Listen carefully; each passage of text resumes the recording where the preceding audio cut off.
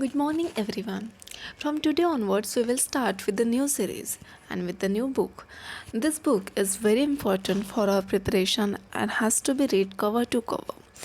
So, this book is Spectrum, the Modern History by Rajiv Ahir. Let's start with the unit number 1, Sources and Approaches. Here there are two chapters, chapter 1 and chapter 2. Let's start with the chapter number 1, Sources of Modern History in India. An abundance of historical material is available for studying India from mid 18th century to mid 20th century in constructing the history of modern India. Priority needs to be given to the archives. Archives refer to the collection of historical records and documents, usually primary source documents, that is, those documents that have been created as a necessary part of some activity, administrative, legal, social, or commercial. They are unique, original documents and not consciously written or created to convey the information to the future generation.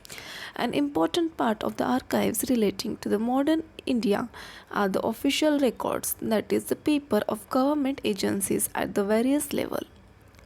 The record of the East India Company provide the detailed account of trading conditions during the period of 1600 to 1857. When the British Crown took over the administration, it also kept a large variety of volume of official records. These records help historians to trace very important development stage by stage and follow the processes of decision making and the psychology of policymakers. The record of other European East India companies like the Portuguese, Dutch, and French are also useful for constructing the history of 17th and 18th centuries. They are primarily important from the point of view of the economic history, but much can be gathered from them about the political setup as well. There were also many contemporary and semi contemporary works such as memoirs, biographies, and travel accounts, which gives us interesting as well as useful glimpses into the history of 18th and early 19th centuries. Newspapers and journals made the appearance in later part of 18th century, and they provide very valuable information on the almost all aspects of the Indian society, especially in 19th and 20th centuries. Other sources of the modern Indian history includes oral evidences, creative literature, and painting. Archival materials. There are four categories of the official records.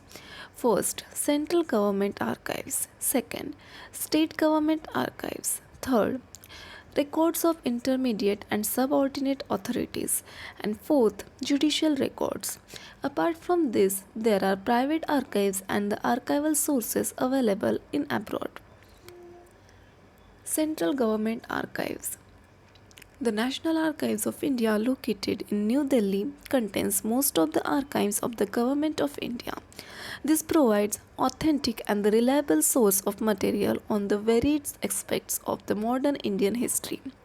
The records with the National Archives come under the various groups representing the different branches of the Secretariat at different stages of its development. This happens as the work of East India Company was distributed among the various branches, public or general, revenue, political, military, secret, commercial, judicial, education, etc. And a separate set of records was kept for each of these branches or the departments. With the appointment of James Rennell as the first Surveyor General of Bengal in 1767, the Survey of India began to scientifically map the unknown regions of the country and its bordering lands. The record of the Survey of India, as well as the journals and the memoirs of the surveyors, provide the valuable information not only on the geographical matters but also on the contemporary socio-economic conditions and the other important historical aspects. The proceedings of the public, judicial, and legislative department provides ample data for studying the social and religious policies of the colonial government. The government the government's policy on education and the growth of education system during the colonial rule are mentioned in the educational records of the Central Archives. The papers bearing on the emergence of nationalist movement were part of public series of the Home Department records. But in 1907, a new series of records, Home Political, was started to deal exclusively with political and communal issues. The record of the reforms committees office are very useful for the analytical study of the constitutional development from 1920 to 1937. Archives under state government. The sources material in the state archives comprises the records of former British Indian provinces, the erstwhile princely states which were incorporated in the Indian Union after 1947, and the foreign administrations other than those of the British. Apart from this, the records of those Indian powers which were taken over by the British. For instance, the archives of the Kingdom of Lahore, popularly known as the Khalsa Darbar, records from 1800 to 1849 are the important source material. Another important collection of the pre-British public archives in India is the Peshwa Daftar, housed in the Alienation Officer in Pune.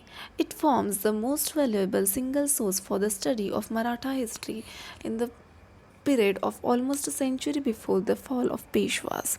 For studying the history of princely states of Rajasthan, viz. Jaipur, Bikaner, Jodhpur, Udaipur, etc., the archives of these states, now housed in the Rajasthan State Archives at Bikaner, are valuable, and similarly the history of Dogra rule from 1846 in Jammu and Kashmir can be studied in the valuable collection of the state papers housed in Jammu.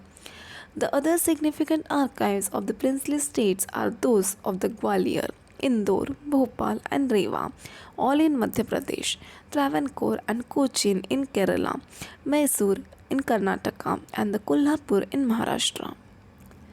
Archives of three presidencies. The early record of Fort Williams, that is Bengal Presidency, were lost during the sack of Calcutta in 1756, but the archives of the Bengal Presidency after the British victory at the Plassey has survived more or less in a complete series, which are partly available in the National Archives of India and partly in the State Archives of West Bengal. The records of the Madras Presidency begin from 1670 AD and include the records of the governor and the council of Fort St. George. In these records, there is a plenty of information bearing on the rise of the English East India Company as a political power in the south, in the Deccan, including the Anglo-French struggle and the struggle and conflicts of English with the other Indian powers. The archives of Bombay Presidency, housed in the Maharashtra Secretariat Record Office, Mumbai, are extremely useful in studying the history of Western India, that is Maharashtra, Gujarat, Sindh, and Kannada speaking districts of the erstwhile Bombay Presidency, which were incorporated in Mysore in 1956. Archives of other European powers.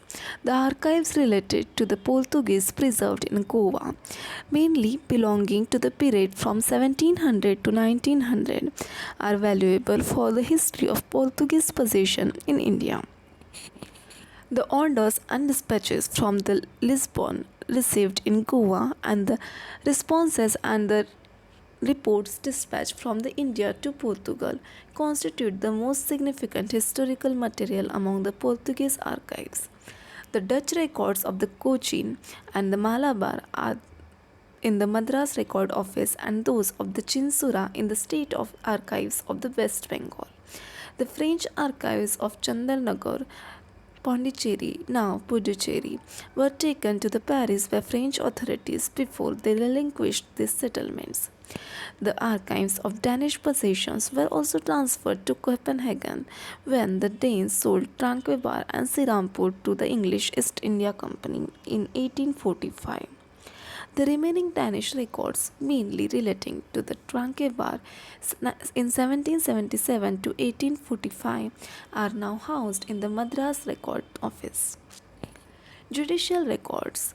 Housed in the Madras Record Office, the archives of Mayor's Court at Fort St. George, beginning from 1689 AD, are the earliest available judicial archives.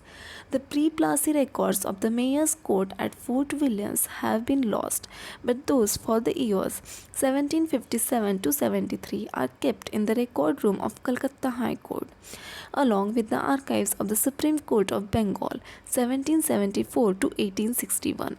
Similarly, the records of Mayor's Court at Bombay, established in 1728, are available in Maharashtra Secretariat Record Office, which also has the custody of archives of the Bombay Recorder's Court and the Supreme Court. Apart from containing the proceedings and the minutes, the category of the records contains the copies of wills, probates, and the letters of administration, which are useful for the genealogical studies, for the investigations pertaining to the state of society and the economic conditions in the respective region. Published archives.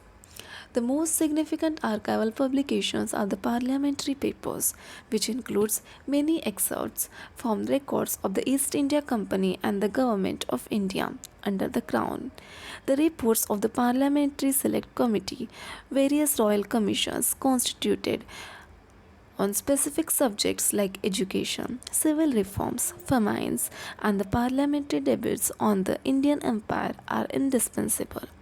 The proceedings of the Indian and provincial legislature, the weekly gazettes published by the central and the provincial governments, and the collection of laws and regulations issued from time to time also serves as the useful material for the historical research. Private archives.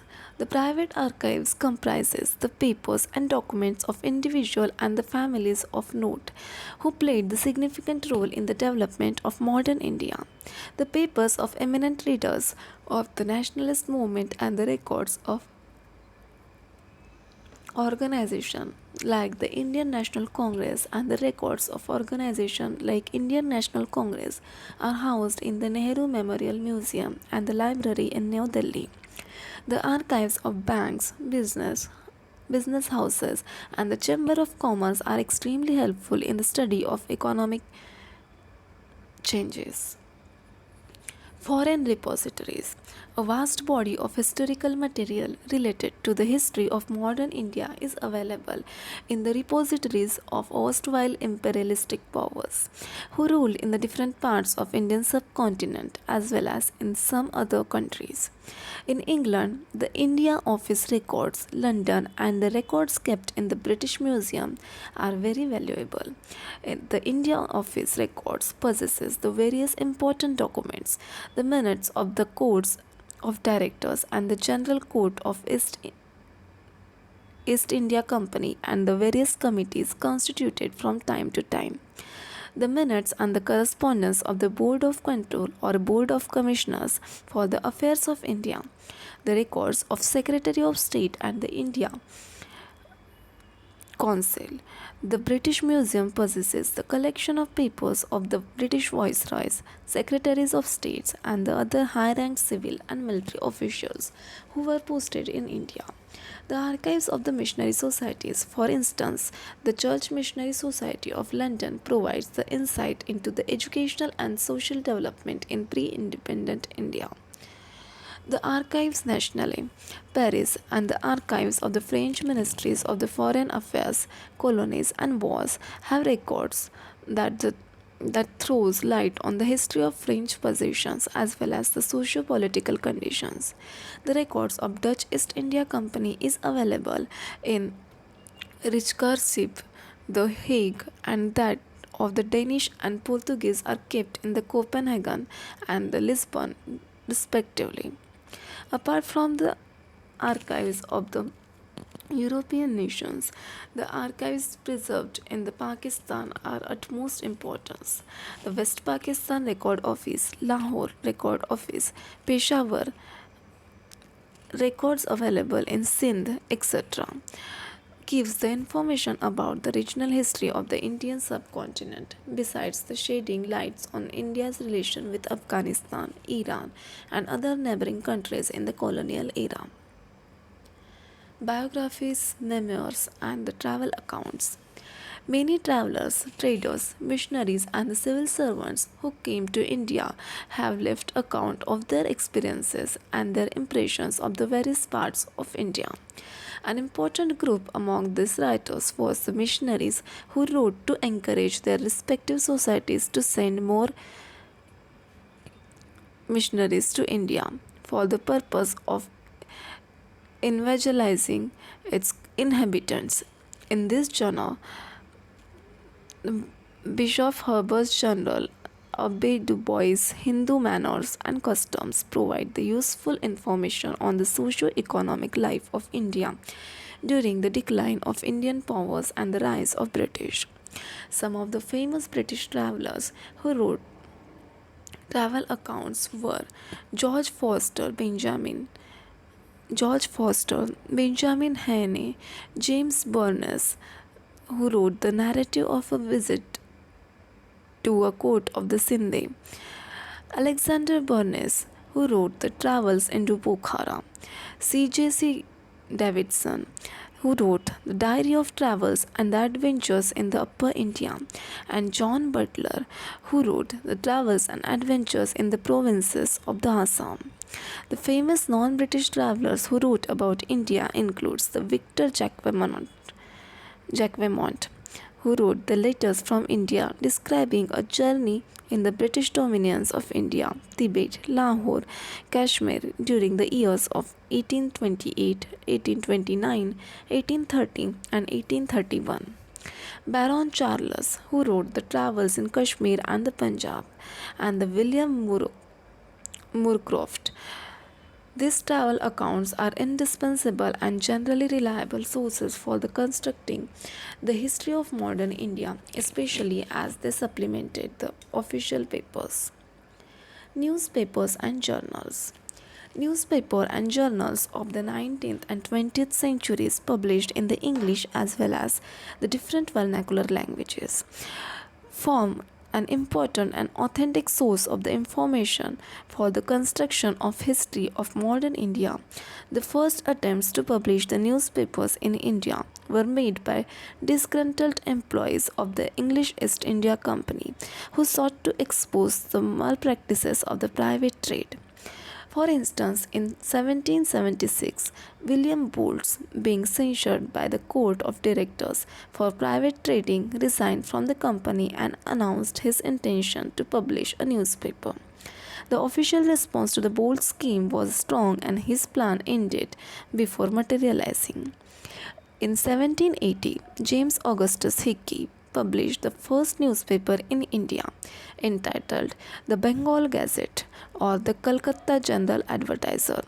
Hickey's praise was seized within 2 years, owing to his outspoken criticism of the government officials. Afterwards, many publications appeared, such as the Calcutta Gazette 1784, the Madras Courier 1788, and the Bombay Herald 1789. The newspapers and the journals of the early period primarily aimed at catering to the intellectual entertainment of the Europeans and Anglo-Indians. From the second half of the 19th century, many powerful newspapers appeared, edited, published by the distinguished and the fearless journalists.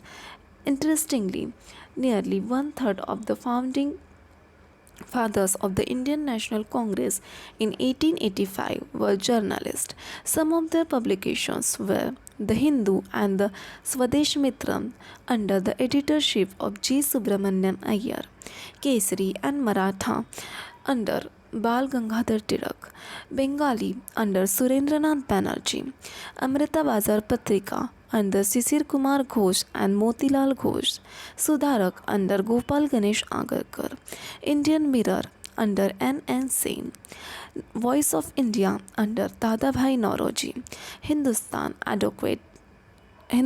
and Advocate under G.P. Verma, The Tribune and Akbar Am in Punjab, Hindu Prakash, Gnan Prakash, Kal and Gujarati in Bombay, and Som Prakash, Banga Nivasi and Sadharani in Bengal were the other noted newspapers of that time. Indian nationalists and revolutionaries living abroad published a newspaper and the journals. Indian Socialist, London, Shyamji Krishnawala, Bande Matram, Paris, Madame Kama, Talwar, Berlin, Virendranath Chattopadhyay, and Gadar, San Francisco by Lala Hardayar to infuse the feeling of nationalism among the Indians abroad. Newspapers depict almost all the aspects of life in the colonial India from around 1870s onwards. From 1920 onwards, the newspaper tracked the major events during the freedom struggle. However, newspaper accounts cannot be seen as unprejudiced or completely objective. The accounts that were published in a newspaper in London by pro-British Raj people were bound to be different from the report in the Indian nationalist paper. Oral evidences. The oral history refers to the construction of history with the help of non-written sources. For instance, personal reminiscences. Oral sources allows the historian to broaden the boundaries of their discipline and corroborate their findings from the other sources of history. However, many historians remain skeptical in the veracity of the oral history. Creative literature. The most significant outcome of the Indo-European contact was the literary genre of the novel, which emerged in the latter half of 19th century. The first important writer of that period was Bengali novelist Bankim Chandra Chatterjee, 1838 to 94. His novels are mostly historical, the best known among them being Anand Madh in 1882, noted for its powerful lyric Vande Mataram and depiction of the Sannyasi revolt of 1760s. His last novel, Rajasimha, can be called the grand finale to his remarkable career. Icharam Suryaram Desai from 1853 to 1912 was a fine scholar of medieval Gujarati literary history. His first novel, Hind Aane Britannia, was one of the earliest Indian novels with the political overtones. Tamil writers like Girja Devi and Ramatirthamal, who wrote Mohana Rajni in 1931 and Dasikalin Mosavalai in 1936 respectively, also made the novel effective vehicle of a social experience. G.V. Krishna Rao, Kilubommalu, that is the puppets, in 1956 in Telugu was concerned with the moral aspects and the behavior of the rural people. Vaikom Muhammad Bashir, 1910 to 1994, was one of the eminent writers in Malayalam, whose famous novel Balya Kala Sakhi, The Childhood Prince, 1944, was a tragic tale of love. Similarly, the Thakazi Sivasankara Pillai became the prominent for his two extremely well-written works in the Malayalam, Tottiyude Makan, the son of scavenger in 1948, and Chemman, that is Shrimps, in 1956. Despite having the different educational backgrounds and the social outlooks, all these writers shared a strong sense of realism, deep interest in the life of the marginalized, oppressed sections of the society. These novels give a picture of the social milieu of the days they relate to. Paintings. Some information on the socio-economic and political and cultural life during the colonial period can be obtained from the painting of that period. The company paintings, also referred as Patna Kalam, emerged under the patronage of East India Company. They picturized the people and the scenes as they existed at the time, trades, festival, dances, and the attire of the people and are visible in these works. The company paintings continued to be the popular in 19th century until the introduction of photography in India in the 1840s. The pictorial paintings produced by the British and Indians, paintings, pencil drawings, etchings, posters, cartoons, and the bazaar prints are especially important records of the Great Revolt of 1857. The British pictures offer images that were meant to provoke the range of different emotions and the reactions. Some of them commemorate the British heroes who saved the English and repressed the rebels. That is, Relief of Lucknow, painted by Thomas Jones Barker in 1859, is one such example. Another painting of this period, a memoriam by Joseph Noel Patton, recording in the painting 2 years of the revolt of 1857. One can see English women and children huddled in a circle, looking helpless and innocent, seemingly waiting for inevitable dishonor, violence, and death. This painting of the mutiny period are important for the historian to interpret and understand the worldviews of the British and the Indian regarding this major event.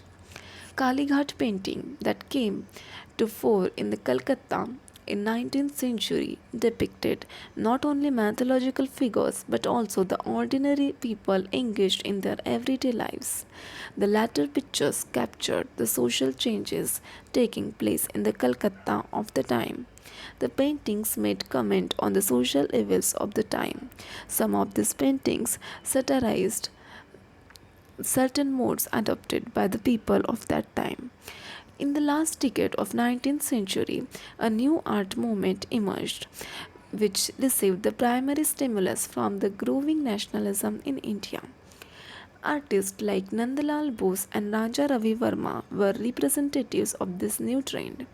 In the rise of Bengal school led by Abanindranath Tagore, who was the nephew of Rabindranath Tagore, E.B. Havel, who joined the art school in Calcutta as principal, and Ananda Kentish Kumaraswamy, the son of important Tamil political leader in Sri Lanka, played a vital role.